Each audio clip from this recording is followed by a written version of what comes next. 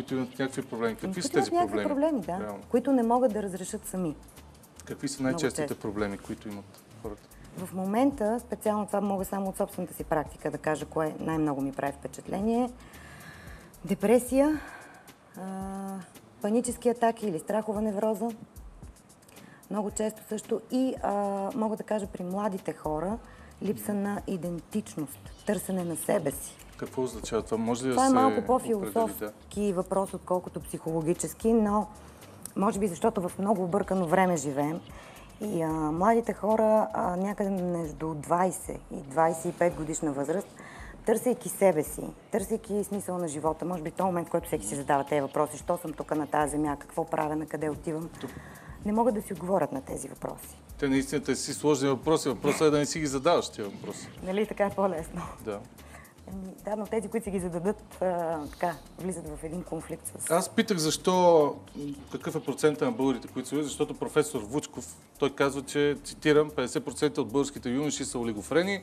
Аз им казвам, вие сте идиоти и те се гордеят. За тях лудостта е основното нещо. Господин Витков, цитирайки човек, който гледа и не вярва на ушите си, някак си Добре. се обезмисля този въпрос, според мен.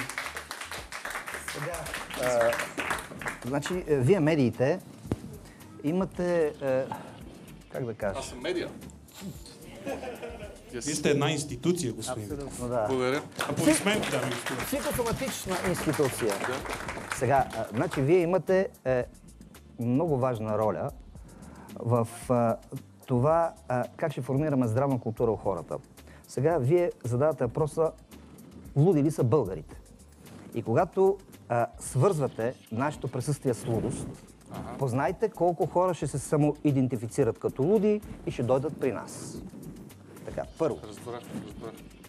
Не ви се карам. Добре. Така, не ви правя и забележка. Добре. Не.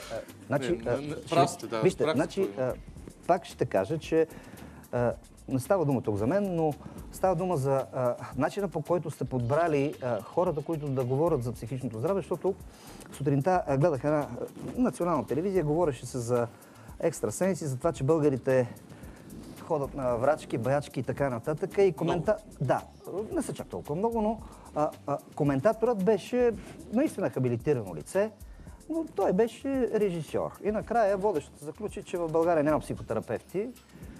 Сега ние първо сме живото доказателство, че психотерапевти има. Второ, аз съм ръководител на една магистърска програма в Софийския университет по семейна терапия и консултиране. И от 10 години оттам излизат много добре подготвени специалисти, които биха могли да работят в областта на семейната терапия. Сега какъв е проблема, като попитахте каква е разликата между психиатрите и психолозите? Аз не съм психолог, аз съм доктор на психологически науки, но съм психотерапевт. Извинявай за... Че казах психолог. Да.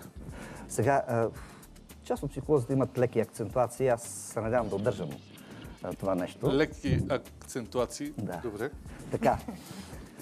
Психотерапевта може да лекува. Наистина по психологически път, но има право и лекува всъщност. Той лекува психическото здраве. Но погледнете какво става с, да кажем, психиатричните диагнози, които се издават за съдебната практика. Всъщност там работят само психиатри. Да сте чули психотерапевт или психолог да прави диагноза, не сте чули. В България с огромна лекота, както и сутринта в това предаване, се говореше за психическото здраве на българина. Значи, ние имаме една поговорка: вържи пръст и тръгни насред село да видиш колко много доктори има. Тоест, разбирам от политика, от футбол и разбира се от здраве. И затова, за да се промени здравната култура на хората, да използваме един език, особено вие медиите, защото пак ви казвам... Както го представяш, така излиза. Разбрах какво искаш да кажеш. Да. На ти ли сме вече, това е добре. И без това сме колеги. Да, може ли на ти? Може. Вече. Да, минахме първия урок, първия сеанс, ще да кажа урок. Момент, за първи път ли ви се случва, ти се случва да си справяш също такива като нас? Да. За първи път ли ви се случва? Да. И не се притесняваш? Малко. Сърбиме. Значи ще има земетресение. Ще има. Така. Може да ви прекъсна.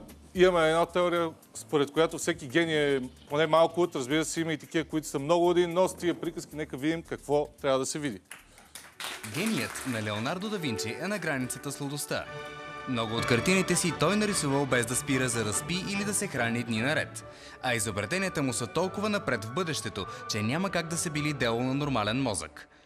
Един от най-великите пълководци в историята, Александър Велики, е имал параноя и мания за величие. Завоеванията и подмазването на всички около него го карат да се помисли дори и за Бог, син на самия Зевс. Наполеон, освен като велик пълководец и император, е известен и като човека с най-големия комплекс за малоценност заради ръста си. Притеснението, че е твърде нисък, не го оставя до края на живота му. За да го компенсира и да докаже величието си, той се опитва да покори цяла Европа. Освен с откритията си, Албърт Айнщайн влиза в историята и със своята налудничавост, за която се носят легенди.